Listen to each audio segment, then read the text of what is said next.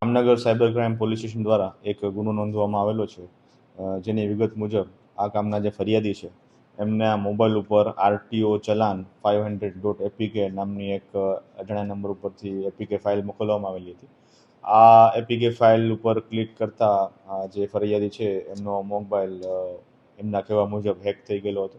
ત્યારબાદ એમના દ્વારા કોઈ ઓપરેટ થઈ શકતો ન હતો મોબાઈલ, અને થોડી જ વારમાં એમના એકાઉન્ટમાંથી અલગ અલગ બે એકાઉન્ટમાંથી કુલ 6,40,000 જેટલી આશરે રકમ ડિડક્ટ થઈ ગઈ હતી.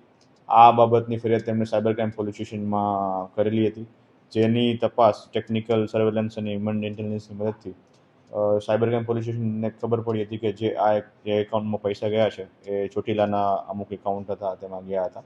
જેના આધારે ફર્ધર તપાસ કરતા બે આરોપી મળી આવેલ છે, જેનું નામ છે સમીર મનસુરભાઈ સિદ્ધાતર અને સિરાજ ઉર્ફે ચિંટુ મનુભાઈ કાપડિયા.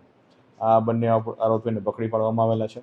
આ બંને આરોપીનો રોલ એ મુજબ હતો કે જે સમીર જે છે એ વચ્ચે કમિશન તરીકે જે એકાઉન્ટ જેના નામનું ખોલવામાં આવેલું હતું એ ખોલવામાં એણે મદદ કરેલી હતી.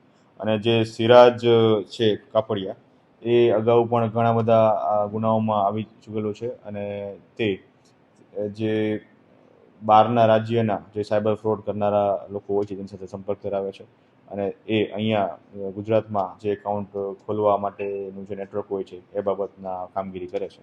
તો આ પ્રકારની સારી કામગીરી Jamnagar cyber crime police station દ્વારા કરવામાં આવેલી છે, અને આમાં આગળના જેટલા પણ આરોપીઓ બાકી છે એ તમામને પકડવા માટેની કામગીરી ચાલુ છે. આ આશરે 6-7 મહિનાથી જે આરોપી જે છે સિરાજ એ આ પ્રકારના કામગીરીમાં લાગેલો હતો, અને એણે અલગ અલગ લોકો પાસેથી એકાઉન્ટ નંબર અને એકાઉન્ટ નવા ખોલાવેલા છે અને એના ફોન નંબર યુઝ કરે છે.